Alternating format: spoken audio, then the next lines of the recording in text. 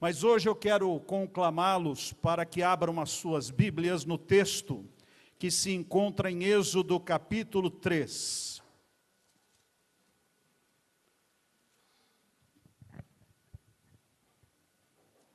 Êxodo capítulo 3. Apacentava Moisés o rebanho de Jetro, seu sogro, sacerdote de Midian, e levando o rebanho para o lado ocidental do deserto, chegou ao monte de Deus, a Horebe. Apareceu-lhe o anjo do Senhor numa chama de fogo, no meio de uma sarça. Moisés olhou, e eis que a sarça ardia no fogo, e a sarça não se consumia. Então disse consigo mesmo: irei para lá, e verei essa grande maravilha, por que a sarça não se queima? Vendo o Senhor que ele se voltava para ver, Deus do meio da sarça o chamou e disse: Moisés, Moisés. Ele respondeu: eis-me aqui.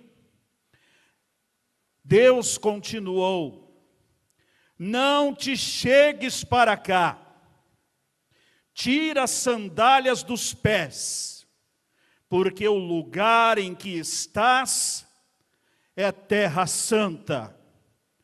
Disse mais: eu sou o Deus de teu pai, o Deus de Abraão, o Deus de Isaque, o Deus de Jacó. Moisés escondeu o rosto, porque temeu olhar para Deus. Moisés conhecia Deus de ouvir falar. Ele, hebreu, criado como filho da filha de Faraó, foi criado em todas as ciências do Egito e conhecia o panteão egípcio e todos os seus deuses. Sabia como era prestado o culto e como aquilo não passava de rituais sem nenhuma realidade. E ouvia também de sua mãe e de seus parentes hebreus a história da criação e a história de Abraão, de Isaque, de Jacó, e a maneira com que Deus os conduzira e prometera que faria deles uma grande nação. Moisés tinha uma boa teoria a respeito de Deus, e optara por seguir a Jeová, ao Deus dos hebreus, e não aos deuses egípcios. Mas ele ainda não tinha experimentado pessoalmente a presença de Deus e a voz de Deus na sua vida. Ele não morava mais no Egito. Ele estava vivendo há 40 anos no meio de gente pagã.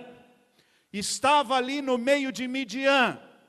Estava ali junto com seu sogro, com a sua esposa, vivendo a vida de camponês, a vida pastoril. Moisés tinha 80 anos, no auge de sua vitalidade. E lá no monte de Deus, próximo de onde residia, ele viu um grande fenômeno. Ele viu um matagal pegando fogo. E ele achou aquilo extraordinário, porque conquanto aquele fogo consumisse, aquela sarça não virava cinza. Ela simplesmente se mantinha como o pavio de um gás. Não se conhecia gás, não se conhecia pavio, mas ali ele viu um fogo que não consumia o mato. E ele disse: mas que coisa espetacular!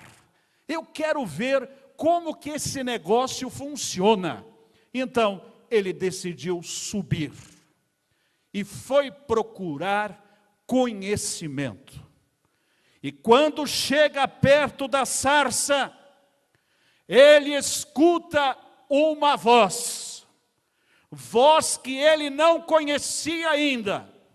E a voz diz o seu nome e fala: Moisés, Moisés. E ele diz: eis-me aqui.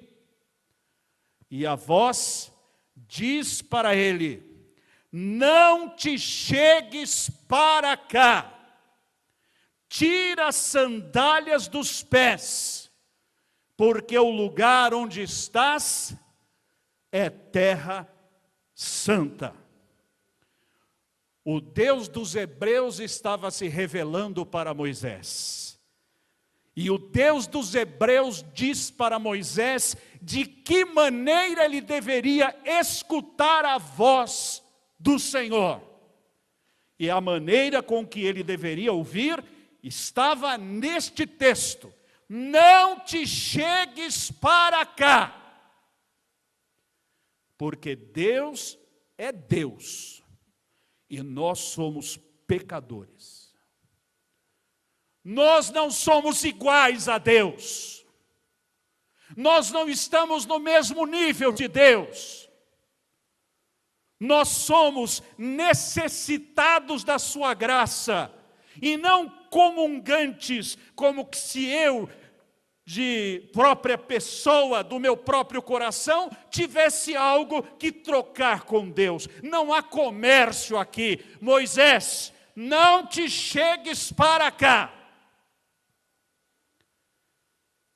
E hoje no cristianismo do século 21, quando o meio cristão está deixando Jesus de lado, as igrejas estão cheias, mas em sua maioria de um povo vazio, porque o Deus de Moisés, que exigia que fosse considerado Deus Altíssimo, hoje se tornou um brinquedinho nas mãos dos animadores de palco eclesiástico, como se Deus fosse um igual e o culto não passasse de uma boa brincadeira religiosa. Mas ele não para por aí.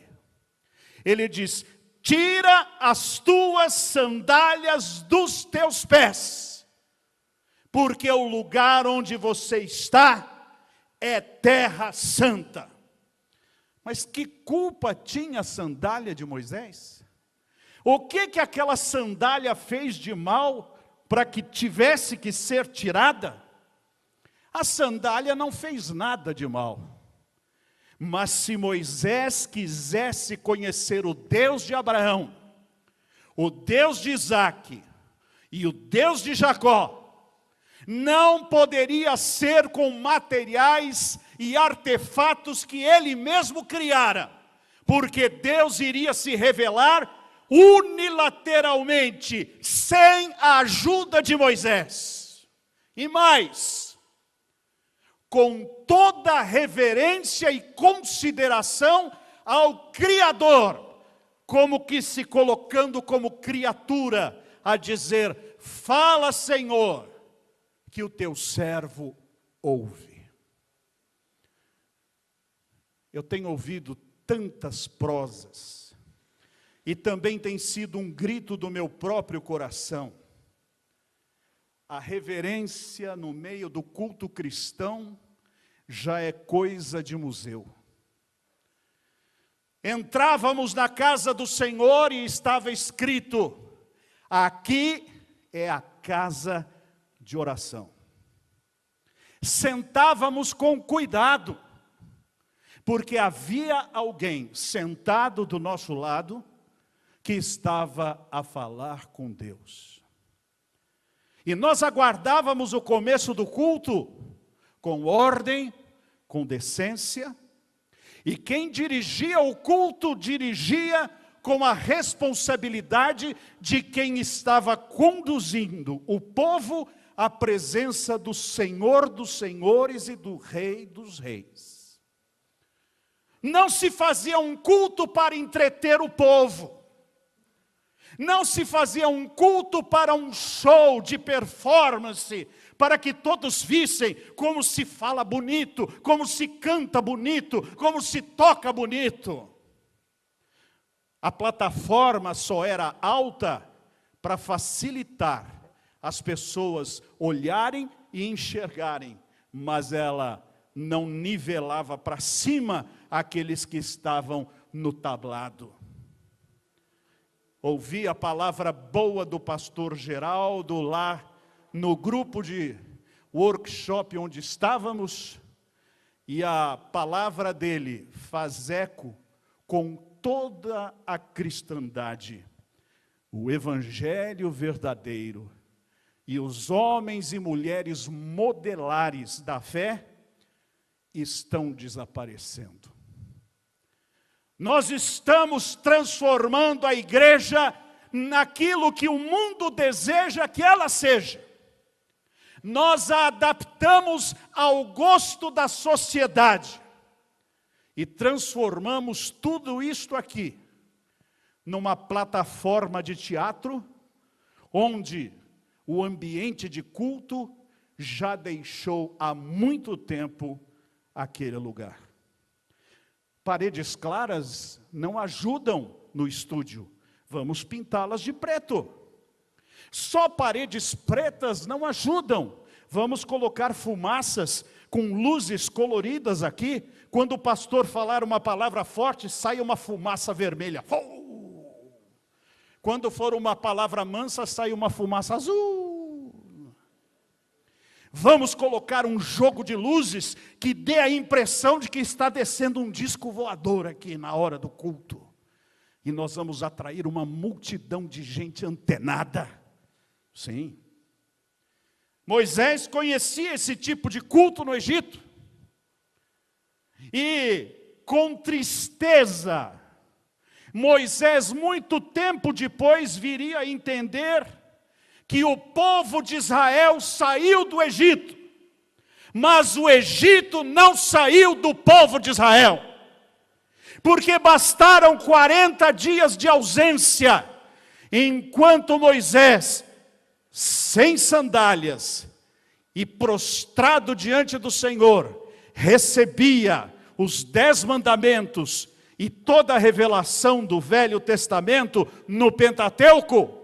Bastaram estes 40 dias para que o povaréu lá de baixo resolvesse adaptar o culto aos seus velhos costumes e a fazer uma liturgia de acordo com o mundo de onde eles vieram. Arão, cadê teu irmão? Foi falar com Deus. Arão, eu acho que algum boi, alguma vaca, algum leão o comeu. Isso eu não sei. Arão, nós não podemos ficar aqui sem Deus. O que você sugere? Me tragam o ouro aí que vocês têm e vamos fazer uma imagem. Isso não é problema. Trouxeram. E Arão colocou aquilo derretido. Diferentemente do que ele disse depois, saiu esse bezerro? Não saiu. Ele fez. E o povo então resolveu proclamar a palavra de Deus, Jeová, cultuando um bezerro, e disseram assim: este é o teu Deus, ó Israel, que te tirou da terra do Egito, este bezerro, vamos festejar. E então fizeram o culto de orgia e de sensualidade, o primeiro carnaval registrado na história da humanidade, e no meio do povo de Deus. E Deus lá em cima, no alto da sua santidade, fala para Moisés: Moisés, desce. Desce porque o teu povo já achou novamente a idolatria e estão adorando imagem. E quando Moisés desce e vê aquela coisa, a ira vem no seu coração. Porque ele conhecia a Deus, que dissera para ele no Monte Horebe: tira as tuas sandálias dos teus pés, porque o lugar onde estás é terra santa. Mas o povo não só colocou sandálias, como tirou as próprias roupas para fazer as suas orgias, diante de uma imagem a quem chamaram de Deus. Se vocês abrirem a internet hoje, encontrarão uma série de pessoas colocando Deus no divã de um psiquiatra, dizendo assim: por que Deus age desse jeito? Será que Deus está com algum trauma de criação? O que será que Deus pensava quando fazia assim? Vamos dissecar Deus para ver o que é que a gente acha nesse bando de coisas que a gente conseguir tirar.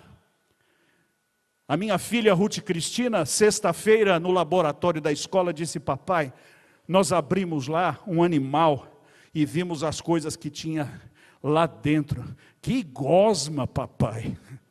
Eu falei: mas nós estamos querendo fazer isto com Deus, abrindo Deus e querendo analisar a Deus como se Ele fosse um corpo morto, despido de decência, despido de moral, despido de personalidade. Nós esquecemos Deus fora da igreja. Se os nossos irmãos do passado tivessem tanto material bom como nós temos nas nossas mãos, e pudessem, examinando tais materiais, viverem melhor, que bom seria. Mas isso não acontece. Quanto mais livros são escritos, quanto mais mídia a igreja tem, quanto mais estudo, mais mestrado, mais doutorado, parece que menos Deus nós temos na casa de Deus. Porque estamos cheios de sandálias. Nós colocamos sobre Deus a roupa que a gente quer. Me lembro no passado, quando houve um presidente que mandou fazer uma roupinha para a imagem de escultura que é a principal do Brasil. Uma roupa que a imperatriz havia preparado e depois um presidente mandou vestir aquela imagem. Nós estamos fazendo a mesma coisa com Deus. Fazendo roupinhas para Deus. A gente faz um Deus conforme aquilo que quer, conforme aquilo que acha. Nós abandonamos o assim diz o Senhor para seguir assim eu digo. Eu seleciono aquilo de Deus que me interessa e não passo mais a viver com Deus, mas uma religião vazia que é igual às outras filosofias do mundo. Meus irmãos, nós estamos precisando voltar para o Monte Horebe, voltar para a sarça ardente e voltar a olhar para Deus com a cabeça baixa. Nós muitas vezes queremos festejar a Deus pulando, dançando, quando os próprios serafins que estão na presença de Deus, e que seriam aqueles que poderiam pular à vontade, diz-nos a Bíblia que eles têm um par de asas na cara, para esconder os seus próprios olhos da divindade, porque Deus é tão santo, que não pode ser olhado nem por aqueles serafins. E nós achamos que não só podemos olhar a Deus, como podemos maquiar a Deus. E não é à toa que não temos mais heróis da fé sentados nos bancos das nossas igrejas, ou pregando nos púlpitos das nossas congregações, ou ensinando nas nossas classes de escola dominical, ou postados na mesa nas famílias, das famílias cristãs, porque nós não temos mais um Deus integral. Nós temos um Deus fatiado. Sabe o que é Deus fatiado? Agora é hora de Deus. Parou a hora de Deus, agora é hora da política. Parou a hora da política, agora é hora do futebol. Parou a hora do futebol, agora é a hora do sítio. Parou a hora do sítio, Agora é hora de sexto. Parou a hora de sextar, agora é hora de dormir. Vamos ver quando é que na minha agenda tão farta, Deus volta à cena. Se nós quiséssemos voltar aos tempos, nós encontraríamos crentes que faziam tudo diferente. Eles construíam a vida sobre Deus. Eles construíam as suas decisões alicerçadas na Bíblia. Eles chegavam na casa do Senhor e oravam e intercediam. Eles no seu almoço, no seu jantar, fosse o pai ou fosse a mãe, eles traziam Deus para dentro de casa. Eles respiravam Deus. Eles não questionavam Deus. Eles não colocavam Deus na parede. Eles não experimentavam Deus como se Deus tivesse que lhe dar alguma satisfação. Não, para eles a maior riqueza foi ter sido apresentados à palavra do Senhor. Ter sido apresentados ao Deus que mandou o seu Filho para pagar o preço dos nossos pecados. Mas o que é que hoje nós os cristãos estamos fazendo na internet? Abra a sua hoje. E você vai ver uma denominação supostamente evangélica bombardeada por causa das coisas feias que o seu apóstolo e os seus pastores fizeram. Abra a internet hoje e vai ver uma cantora e um cantor que foram presos por causa de abusos com crianças. Abra a sua internet e você vai ver as falácias que estes gurus estão ensinando, desvirtuando e desviando o povo do Senhor. Foi-se o tempo em que o ponto alto da vida de um crente era pegar a sua Bíblia e dizer: Deus vai falar comigo. Foi-se o tempo em que o momento áureo do seu dia era quando abria a porta do seu quarto, entrava, fechava, dobrava os joelhos e dizia: Deus, agora eu vim aqui para te adorar e para te prestar culto. Foi-se o tempo onde antes de almoçarmos, pegávamos a caixinha de promessa, não para termos falsas profecias, mas para nos lembrarmos dos versículos preciosos da Bíblia, onde o marido, a mulher, os filhos, os netos, o genro, a sogra, tiravam um versículo da palavra. Foi-se o tempo onde o tema de um aniversário infantil na vida de um crente era de uma personagem bíblica e não de um herói da Marvel. Foi-se o tempo onde uma igreja fazia de uma vigília de oração, ainda que fosse meia vigília, momento de oração. Hoje, as nossas mini vigílias são mais um encontro de convescotes do que propriamente alguma oração. Hora de voltar ao Horebe e santificar a nossa vida, meus queridos irmãos. Hora de voltar ao Deus verdadeiro que procurou a Moisés e disse: eu sou Deus. Moisés não inventou Deus. Nós recebemos uma herança dos nossos patriarcas, dos que fundaram as nossas igrejas. Estes receberam essa herança dos seus missionários, que vieram aqui trazer a mensagem. Não nos foi dado o direito de mudar o marco dos antigos. Não nos foi dado o direito de alterar a nossa doutrina. Não nos foi dado o direito de consertar o que achamos que está errado. É pegar ou largar. É vestir a camisa da fé e da fidelidade e dar a vida pelo Senhor e saber que Ele é Deus e eu sou pó.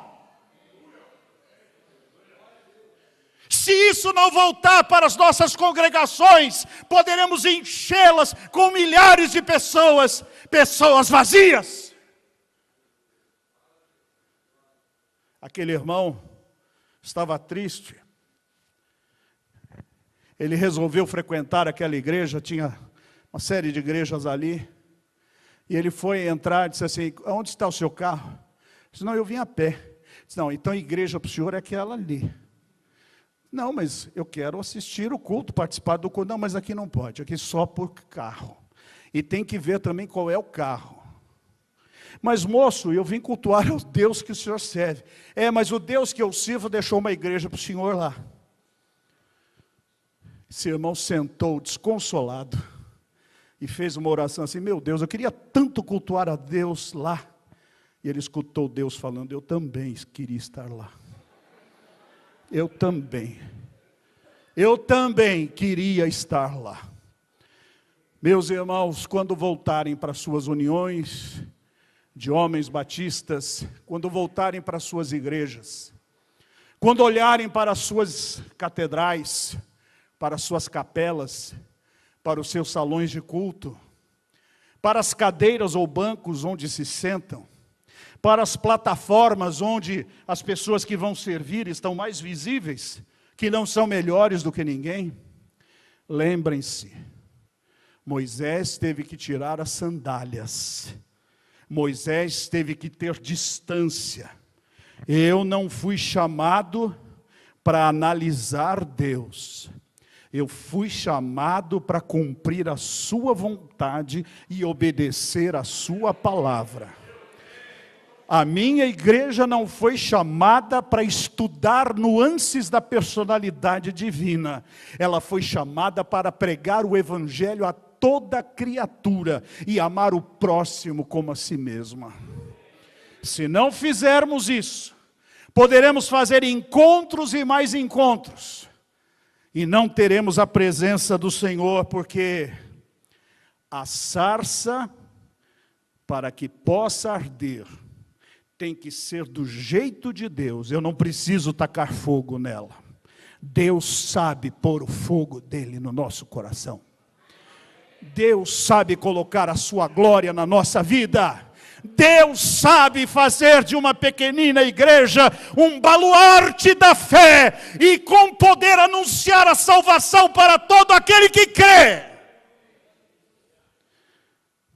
E eu quero desafiar o irmão e a irmã a ser um desses crentes que, à semelhança de Moisés, se dobram e se prostram e dizem, fala, Senhor, que o teu servo ouve. Que Deus nos abençoe. Amém.